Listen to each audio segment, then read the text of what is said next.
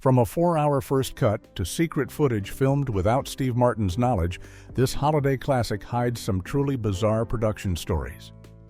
John Hughes wrote 60 pages in one night. Chrysler tried to hide their car's identity, and future Star Trek star Jeri Ryan got fired for laughing too much. Here are 15 weird facts you didn't know about planes, trains, and automobiles. Fact 1. The first cut was nearly 4 hours long. When John Hughes first assembled planes, trains, and automobiles in early July of 1987, the movie was a monster. Editor Paul Hirsch presented Hughes with a cut that ran for 3 hours and 45 minutes, nearly 2.5 times longer than the final theatrical version. The editor remembers that the film was so long it had to be screened on 24 reels, and they watched 12 reels before breaking for lunch, then returned to watch the remaining 12. After sitting through the entire marathon, Hughes turned to Hirsch and simply said, "It's too long," to which the editor replied, "Yes." What made this situation particularly stressful was that Hughes then went on vacation, leaving the studio in a panic because they needed the film ready for a Thanksgiving release that same year, which meant locking the picture by the end of September. According to Hirsch, Hughes took a VHS tape of this super long version with him on vacation, and this is likely where the footage for the 2022 home video release came from. When Hughes returned from his break, he sat down with Hirsch and started making decisive cuts, going through the reels and saying, "Okay, let's go through the reels. Lose this, lose this, lose this." And the editor would simply pull sections out of the film. The massive editing job eventually trimmed the film down to 93 minutes, creating the beloved classic that audiences know today. But it required cutting out literally hours of footage featuring Steve Martin and John Candy. Fact 2. Hughes wrote 60 pages. In one night, John Hughes was legendary for his writing speed, and planes, trains, and automobiles showcased this talent in spectacular fashion. According to editor Paul Hirsch, Hughes could write as fast as he could type, and he proved this by writing the first 60 pages of the Planes, Trains, and Automobiles screenplay in just one night, completing it in approximately 6 hours. The entire screenplay, which ended up being 145 pages long, was reportedly written in just 3 days, which is the exact amount of time that Neil and Del spend on their chaotic journey in the film. This rapid writing pace wasn't just a one-time occurrence for Hughes. Throughout the entire production of Planes, Trains, and Automobiles, he continued writing at this breakneck speed, staying up late at night to write new pages and handing them out to the cast and crew each morning. The editor wasn't on location during filming, so he couldn't pinpoint exactly why. There was so much footage, but he suspected it was either because the actors were improvising extensively or because Hughes was writing new material constantly and distributing fresh pages every day. This constant flow of new material contributed significantly to why the first cut of the movie ballooned to nearly 4 hours. Steve Martin, who had written his own screenplays and understood typical screenplay lengths, thought the 145-page script was unusually long for a comedy and asked Hughes where he thought they might cut scenes. But Hughes looked at him strangely and seemed confused by the question, having no intention of cutting anything at that point. Fact 3. A motel scene ballooned to 25 minutes. What was supposed to be a simple sequence at the Braidwood Inn turned into an editing nightmare that perfectly illustrates how out of control the production became. Editor Paul Hirsch struggled with footage from what should have been a straightforward scene of Steve Martin and John Candy's characters spending the night at a cheap motel. But this sequence somehow ballooned into a 25-minute extravaganza in the first cut. Hirsch admitted he couldn't pinpoint exactly why there was so much footage since he wasn't on location during production, but he believed it was either because the actors were improvising extensively or because John Hughes was staying up late at night writing new pages and handing them out each morning. The deleted scenes that were eventually released in 2022 revealed just how extensive this motel sequence originally was. It included scenes of Del ordering pizza with every vegetable on it instead of the salad Neil wanted, the pizza delivery boy dropping beer in the hallway, Del imitating Elvis Presley in the bathroom, and a massively extended argument between the two characters before they finally relaxed for the night. The thief who breaks into their room and steals their money was also given much more screen time, and his identity as the pizza delivery boy was clearly revealed. All of this material was carefully filmed and then had to be drastically cut down to keep the movie moving at an appropriate pace, showing how Hughes' love of improvisation and his constant writing created mountains of footage that ultimately couldn't fit into the final film. Fact 4. Chrysler demanded their car be disguised. The iconic wood-paneled convertible that Del and Neil drive in Planes, Trains, and Automobiles was actually a 1987 Chrysler LeBaron Town & Country, but you won't see any Chrysler badges on it in the film. Chrysler executives were not happy about what the filmmakers ended up doing to their car, which included crushing it, smashing it, making fun of it, and ultimately setting it on fire and burning it to the ground. The LeBaron Woody convertible was already a polarizing design that some people found funny looking, and Chrysler executives apparently knew this, which may have contributed to their hesitancy about the car's prominent role in the film. In what seems like an amazingly naive decision, Chrysler agreed to let the production use their cars only if no Chrysler branding was visible, as if audiences wouldn't be able to tell what the distinctive wood-paneled convertible was. The filmmakers complied with this request and removed all Chrysler badges from the vehicles, then went a step further by creating a fictional car company. They affixed Grand Detroit badges to the flanks of the cars, creating the unofficial official name for the vehicle in the film, and the fake rental company that provided it was called Marathon Car Rental. This absurd attempt at disguising one of the most distinctive and recognizable cars of the 1980s didn't fool anyone, and the LeBaron's starring role in the film became one of its most memorable elements, despite Chrysler's concerns about the association. Fact 5. Martin didn't know he was being filmed.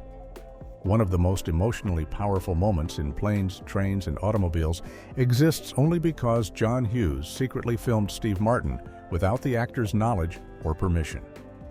During filming on the Chicago train, Hughes noticed something special in the way Martin looked when he was quietly preparing for upcoming scenes between takes. The director saw in Martin's quiet pensiveness the type of vulnerability he craved for his movies, so he told his cinematographer to film the actor without telling him. Martin was actually trying to learn his lines and thinking about his performance, but Hughes recognized that this deep, troubled look could work perfectly in context for the scene where Neil realizes that Del has nowhere to go. Hughes filmed this footage without knowing if he would ever use it, but the decision proved pivotal when it came time to fix the ending of the film. When Hughes and editor Paul Hirsch were working on the final cut, they needed footage that showed Neil having a realization about Del's situation, and Hughes remembered the secret footage he had captured. They cropped the frame as close as possible to hide that it wasn't actually filmed on a Chicago train, then used Martin's vulnerable expression while he was mentally preparing himself to create the suggestion of Neil recognizing his own heartlessness and thinking about Del. This piece of secretly captured footage became the emotional turning point of the entire film, proving that sometimes the best moments happen when actors don't know the cameras are rolling. Fact 6. Kevin Bacon's cameo references, his own film. Kevin Bacon's brief appearance in Planes, Trains, and Automobiles is much more than just a random cameo. It's actually a clever crossover that ties together multiple John Hughes films. Bacon appears early in the movie as the taxi racer who beats Neil in a frantic race to hail a cab on the streets of New York. And while he has no dialogue, his role is packed with references. The entire scene is a direct callback to the opening of Bacon's 1986 film Quicksilver, where his character as a taxicab passenger urges his driver to race a bicycle messenger through downtown Los Angeles. In that film, Bacon's cab loses to the cyclist, who gives a similar farewell salute as he pedals away, just like Bacon does to Steve Martin in this movie. But the connections go even deeper. Bacon had just finished filming She's Having a Baby with Hughes, and he enjoyed working with the director so much that he asked to be in Hughes's next film, regardless of how small the part would be. In She's Having a Baby, Bacon plays Jake Briggs, an advertising copywriter who commutes to Chicago by train each day carrying a newspaper. In Planes, Trains, and Automobiles, his character is dressed in the same clothes and also carries a newspaper, leading many fans to theorize that he's playing the same character. The theory gains even more credibility because She's Having a Baby actually appears on television in Planes, Trains, and Automobiles when Neil's wife is watching it in bed, even though She's Having a Baby wouldn't be released in theaters until 3 months later. Fact 7. Jeri Ryan was fired for laughing. Before Jeri Ryan became famous as 7 of 9 on Star Trek Voyager, she had a brief and unsuccessful stint on Planes, Trains, and Automobiles that ended with her getting fired. The 19-year-old actress was cast as an extra in a bus scene, which would have been her very first film role, but she had a problem that proved impossible to overcome. Ryan simply could not stop laughing at Steve Martin and John Candy's antics during filming. She later explained that it was a scene on a bus where Martin and Candy were being very sweet and cutting up between takes, doing goofy things that kept her in stitches. Coming from no previous film experience, it never occurred to Ryan that you couldn't laugh when the cameras were rolling and the actors were doing funny stuff. Even though Ryan had no lines in the scene, her uncontrolled laughter became too much of a distraction after several takes. John Hughes made the decision to dismiss her from the production after 3 days because she simply couldn't keep it together when the cameras started rolling. Hughes then reshot all of the scenes without her, and while Ryan was cut from the final film, the scene itself remained. Ryan kept this embarrassing story quiet for years, only revealing it much later in interviews when discussing her early career struggles. She acknowledged that while Martin and Candy were incredibly nice guys, her inability to maintain composure cost her what could have been her film debut, though she obviously went on to have a successful acting career despite this rocky start. Fact 8. The motel thief was the pizza delivery boys. In the theatrical version of Planes, Trains, and Automobiles, a mysterious thief breaks into Del and Neil's motel room while they sleep and steals all their cash. But the scene feels disconnected and random because there's no setup or explanation for who this person is. The deleted scenes that were discovered and released in 2022 finally revealed the full story behind this robbery. The thief who steals their money was actually the same pizza delivery boy from earlier in the evening, and he had a very specific reason for targeting Del and Neil. In the extended motel sequence that was cut from the film, Del orders pizza for himself and Neil while Neil is in the shower. Neil had asked for a salad, but Del tells him the place doesn't have salad and instead orders a pizza with every imaginable vegetable on it, claiming it basically is a salad. When the pizza arrives, Neil tries to eat it, but is completely grossed out by the vegetable-loaded mess. More importantly, Del doesn't have any money to pay the delivery boy, so he goes into Neil's wallet without permission and pays with whatever he can find. The delivery boy appears again moments later, dropping beer in the hallway, which causes a can to burst when Neil tries to open it. The real insult comes when it's revealed that Del tipped the pizza delivery boy with 100 pennies, which understandably angered him. Later that night, while Del and Neil are sleeping, the delivery boy returns and breaks into their room to steal their money as revenge for the insulting tip, completing a subplot that makes perfect sense but was entirely removed from the final cut. Fact 9. John Candy brought exercise equipment he never used. John Candy had good intentions when it came to staying in shape during the lengthy production of Planes, Trains, and Automobiles, but those intentions never quite made it past the planning stage.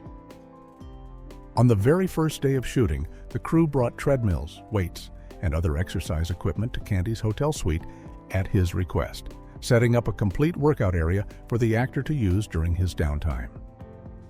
Steve Martin later revealed the punchline to this story when he recalled that Candy never went near any of the equipment, even once during the entire 85-day shoot.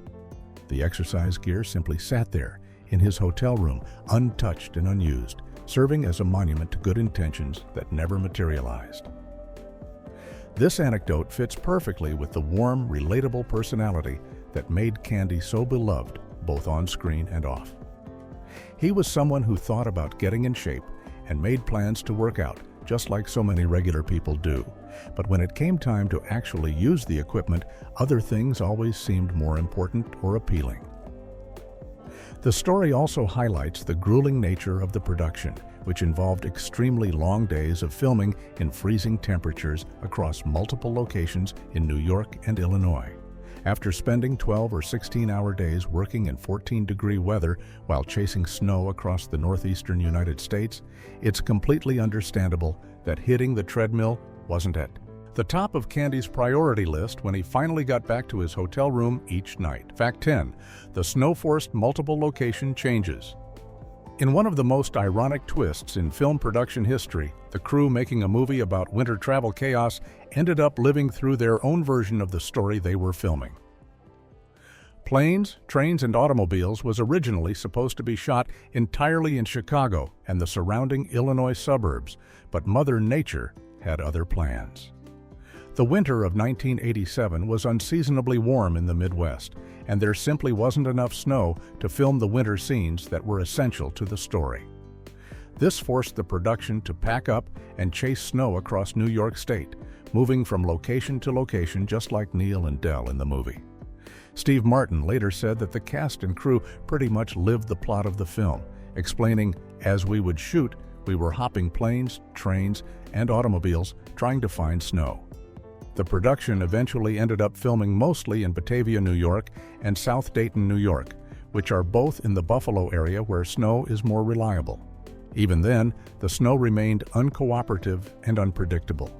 A snowmaking crew from Vermont had to be brought in to create artificial snow for some scenes, but then real snow would show up at precisely the wrong moments. During the scene where State Trooper Michael McKean pulls over Martin and Candy in their burned-out rental car, a snow squall suddenly rolled in and covered the camera lenses, forcing the crew to stop filming until the storm passed. The entire production became a chaotic race against weather and scheduling, with missed connections and missed planes happening in real life just like in the movie they were making. Fact 11. Elton John wrote a lost theme song. One of the most intriguing what-ifs in the history of planes, trains, and automobiles involves a theme song that almost was. Elton John and his frequent collaborator, lyricist Gary Osborne, were commissioned by John Hughes' production company to write and record a theme song for the film. The two had previously co-written classics like Blue Eyes together, so expectations were high for what they would create for this Thanksgiving comedy. According to Osborne, they watched the film, loved it, wrote the lyrics, and Elton had almost finished composing the tune when they discovered a major problem. Just 2 days before Elton was scheduled to record the song in a United States studio, the entire project fell apart due to what Osborne diplomatically called contractual technicalities.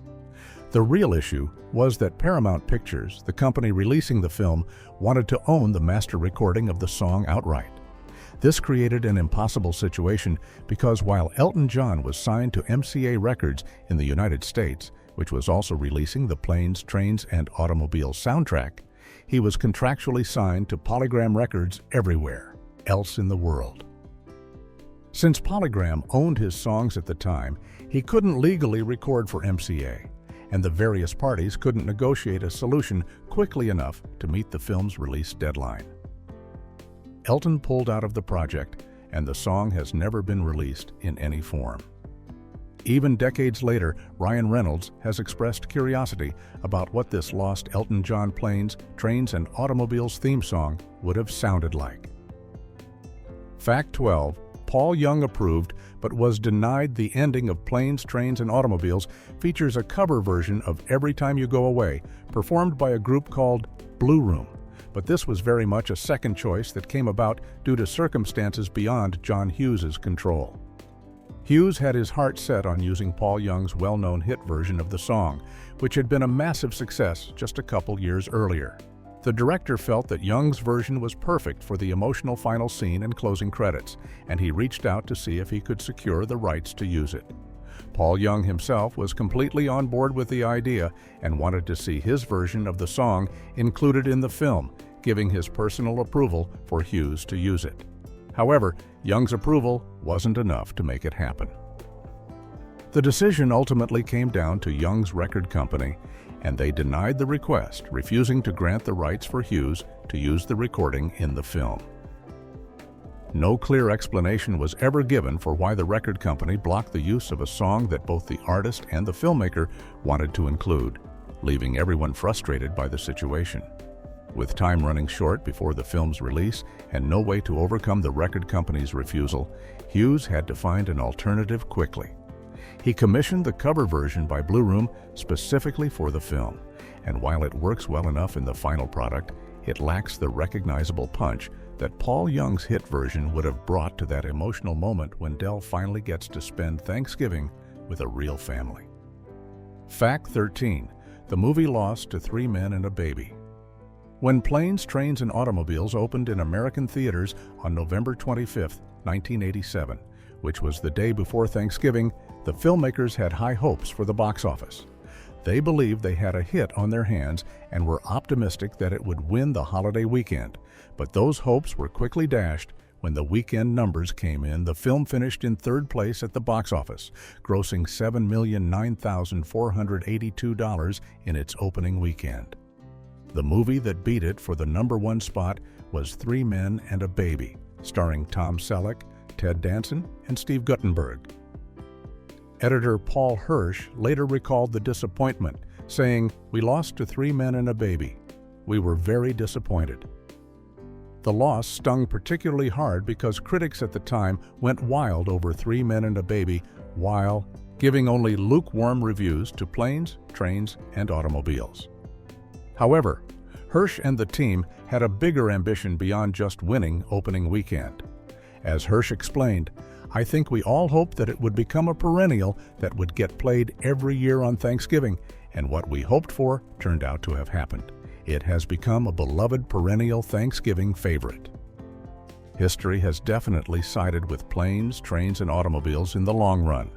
Over 30 years later, Planes, Trains, and Automobiles is considered one of John Hughes's best works and an essential Thanksgiving tradition, while Three Men and a Baby is largely remembered as a dated sitcom-style comedy that hasn't aged particularly well. Fact 14. A production delay bought someone a house.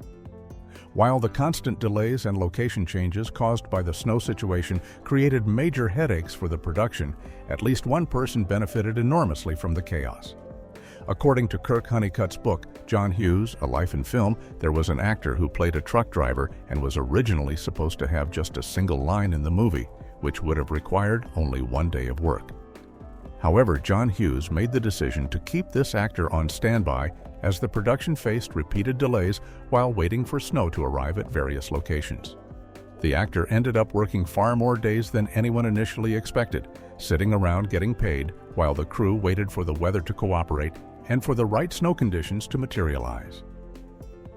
By the time filming finally wrapped, this actor, who was supposed to work one day, had been paid for so many days of standby work that he was able to make a down payment on a house. While the book doesn't specifically name the actor, it's very possible that this was Troy Evans, who appeared uncredited in the film as the shy truck driver who gives Del and Neil a ride in the refrigerated trailer. Evans went on to have a solid career in television, appearing on shows like ER for the show's final 5 seasons as Frank Martin, and later spending nearly 60 episodes playing Detective Beryl Johnson on Bosch. So the house that the Planes, Trains, and Automobiles delays helped him buy might have been a launching pad for a successful acting career. Fact 15. The film's R rating came from 18 F-bombs. The famous rental car scene where Neil completely loses his composure at the St. Louis airport made this the first John Hughes movie to earn an R rating, and it happened because of a 60-second explosion of profanity. When Neil discovers that his rental car is nowhere to be found in the parking lot, he walks back to the terminal and unleashes an absolutely legendary tirade at the car rental agent, played by Edie McClurg. In this single scene, Steve Martin drops 18 F-bombs in approximately 1 minute, using just about every variation of the word imaginable. The scene contains lines like, "And I really don't care for the way your company left me in the middle of nowhere with keys to a car that isn't there. And I really didn't care to walk down a highway and across a runway to get back here to have you smile in my face. I want a car right now." Martin later revealed that he did not ad-lib this scene, explaining that there's a certain rhythm to John Hughes' writing, and if you start saying the F word anytime you want, it falls out of whack and stops being poetic. Hughes appealed the R rating to the ratings board, but the gratuitous use of language alone was enough to force the restrictive rating, regardless of the lack of violence or sexual content. Interestingly, this profanity-laden scene was actually one of the 2 specific scenes that convinced Steve Martin to sign on to the film in the first place, along with the seat adjustment scene in the car, showing that Martin recognized the comedic power in Hughes's carefully crafted vulgarity.